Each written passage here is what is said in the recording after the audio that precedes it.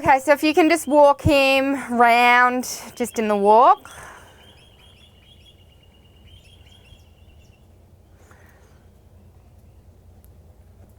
Okay, so this is a good walk rhythm. It's just 1, 2, 3, 4. When he's tossing his head or becoming a bit funny, Kate, you've just got to put your legs on. So we always fix rhythm and anything with the horse really, with legs. Hands, especially when you think about rhythm, hands ruin rhythm. Hands block rhythm, hands can create, rhythm mistakes. So we've really got to make sure that if we're using our hands, we're using our legs at the same time. So just drop your reins, do a loose rein walk. March, march, march, march, march, march, march. So he has a good walk, but Kate's, like, to get an 8 or a 9, Kate's really got to make sure she gets that walk marching. Come on, march, march. And the horse has to learn that legs don't mean go up a gate. If Kate puts her legs on, that doesn't mean trot or canter. It means go more forward. Go take a bigger step. Okay, then pick him up and trot.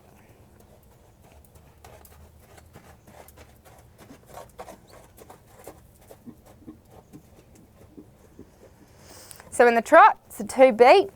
And you're looking for an even rhythm. So at the start there, he's not very even. So I need you to use more legs, Kate, more outside rein, make him rounder, more through from behind, connect his hind to his front.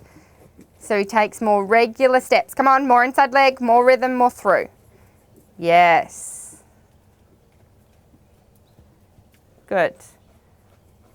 More. Yep. More active hind leg steps. So don't worry too much about his head or anything else. You're worried about what is the hind doing? What is the hind doing? And you want to make sure that that hind is active, that hind is powering. Full arena, circle in the middle. Power, power, power, power, power, power.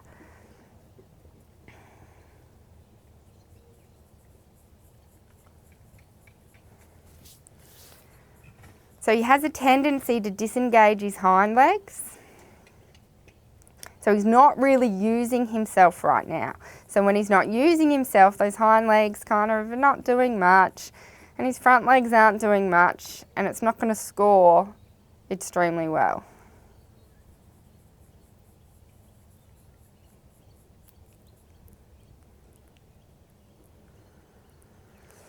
So to engage the hind legs, there's a lot of exercises we use. I like to use a lot of lateral work, but in regards to rhythm, we just need to make sure that anything we do doesn't harm the rhythm. He doesn't, suck back or not give us the trot that we want. So Kate's always got to think, I need you to be forward, I need you to be forward, I need you to be forward.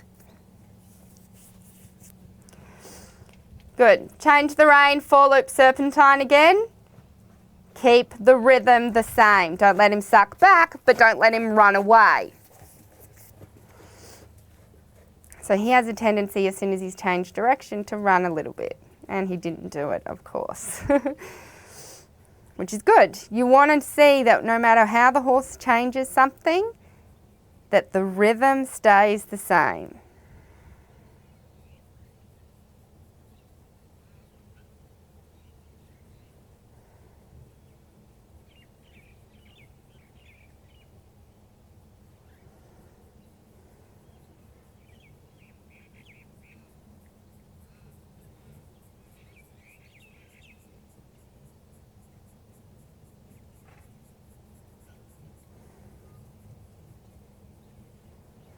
See there was a bit of loss of rhythm. You've got to keep that metronome. 1, 2, 1, 2, 1, 2, 1, 2, 1, 2, 1, 2. And be so strict. You've got to feel if they're a millimetre behind you to then get at them. Okay, then when you're ready, circle and canter.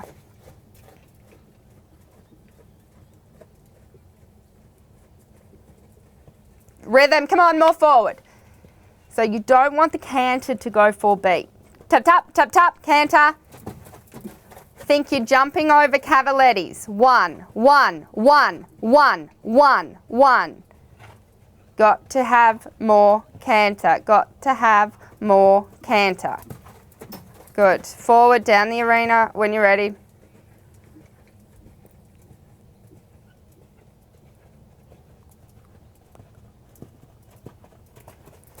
So to keep that nice 3-beat canter, bit medium, I like to do a lot of medium collect, just to make sure he's forward thinking in the canter. He's not sucking back. Ah, more forward. So he always has this tendency to think collection means slow down my hind legs, and it's the opposite. Collection means speed up my hind legs, be more active with my hind legs.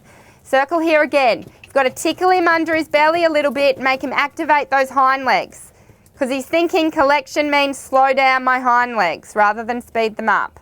That's a better canter. Tut-tup, tut-tup. Cross the diagonal trot, then canter. Don't let him slow down the canter. Keep forward. And then rhythm in the trot, not too fast. Rhythm, good. And canter, forward. So it's better on this side.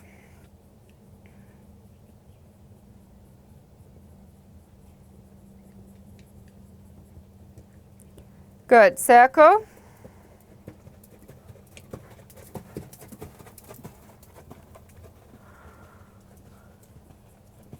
Good, tap, tap, tap. Good, down the arena, bit of a medium, then collect. Make sure he keeps the activity in the collect.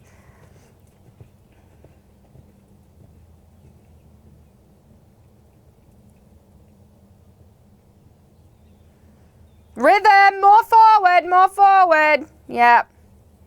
More hind legs. More hind legs.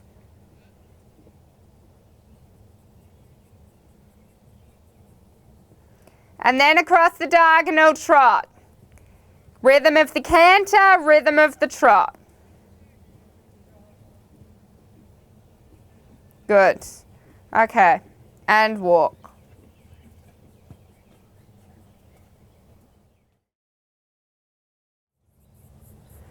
So keep your legs a little bit stiller, only use your spurs if you need to.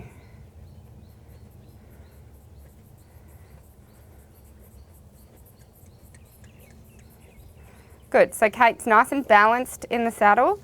She's got that line between the ankle, hip and shoulder.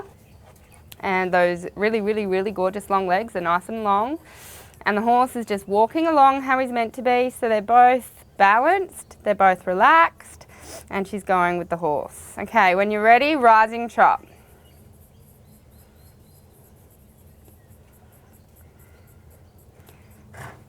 Yeah, be careful not to drop your inside rein. Keep your hands still and together and rise from your body, not with your hands. Don't drop that inside hand, keep it together. So in the rising trot, we're just rising up and down with the horse's movement. We use our knees a little bit to go up and down.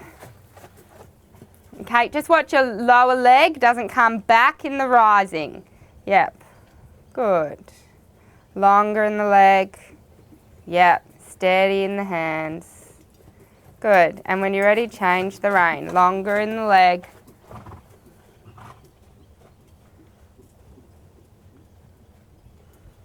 Good.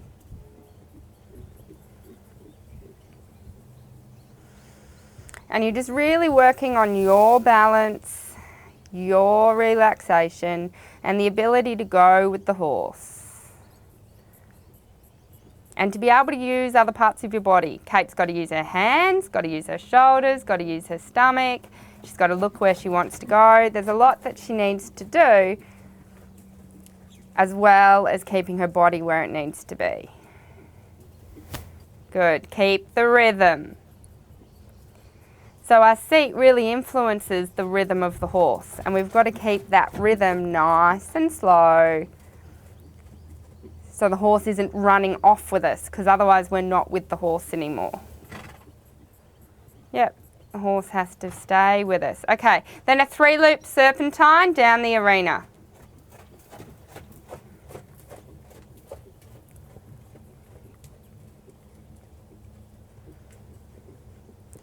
So now she's got to make sure she doesn't fall off the side with a change of direction. She's got to get the horse bending and soft. She's got to keep that rhythm quiet, that he doesn't change the rhythm. He has a tendency to quicken when things aren't comfortable for him. Good, and 4 loops back. Sorry. That's all right, just come back up here. And then, well, a 4 loop serpentine.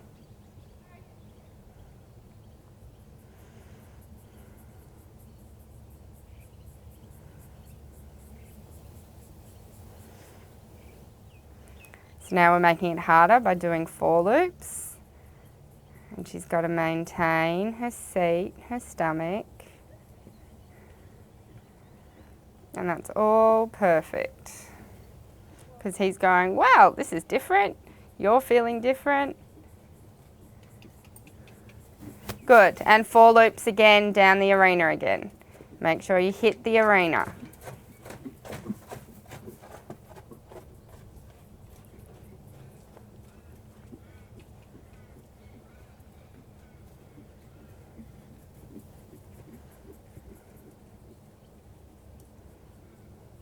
So there's really not much I say, you don't really do a lesson on no stirrup work. The no stirrup work is the lesson. So there's nothing, if I say to Kate, be stiller or keep your core or use your hips more, whatever it is, she is doing her absolute best. Her body isn't strong enough to do it any better, to do it any different. So it's really about doing your hours and making sure that you just keep doing it. Every time you warm up your horse, if you can, no stirrups. Get your balance right, get his balance right, get the rhythm right. And you can see now she's getting tired. Are you getting tired? Yep. Yeah. And so she's not doing it as pretty as what she was. And when you're ready, the canter, sitting trot canter, which is normal. Muscles fatigue, muscles get tired. Are you happy to canter? Yeah. No, as in is that a relief? Yeah. Yeah, normally it is. Because rising trot is the hardest, well, the entire trot sequence. Good, then down the full arena, 1 time around the whole arena. Keeping those hands, don't drop that inside hand, keep your core.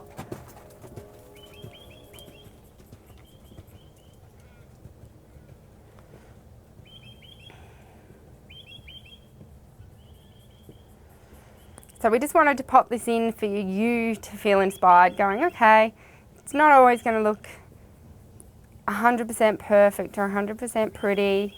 We're crooked. And that's a perfect example of going, okay, well, why did he fall in there? Good. And then when you're ready, across the diagonal, trot, canter the other way. Keep the rhythm, keep the canter 3 beat.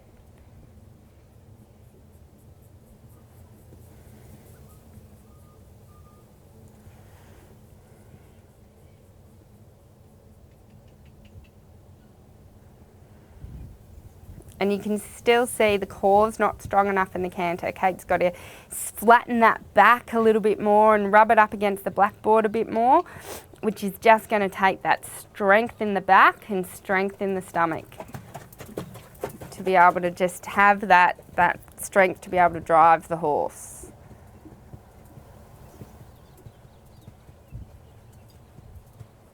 Good, full arena, then cross the diagonal, trot again. Sitting trot.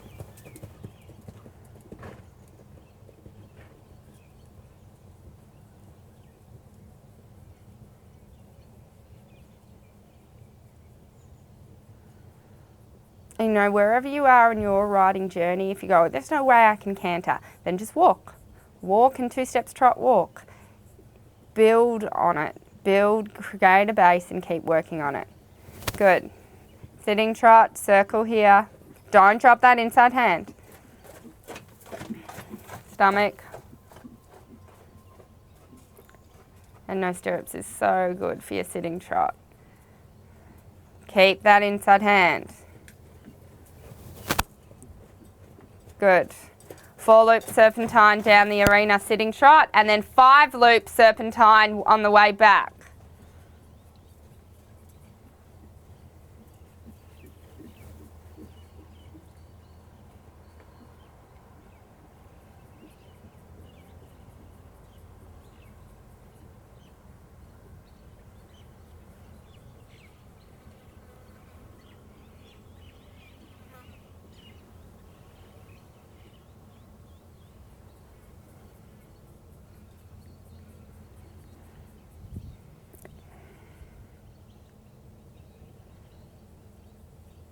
And you can see every now and then when Kate loses her balance, the legs come forward and she leans a little too far back and therefore is pushing her seat bones out in front of her rather than sitting on them.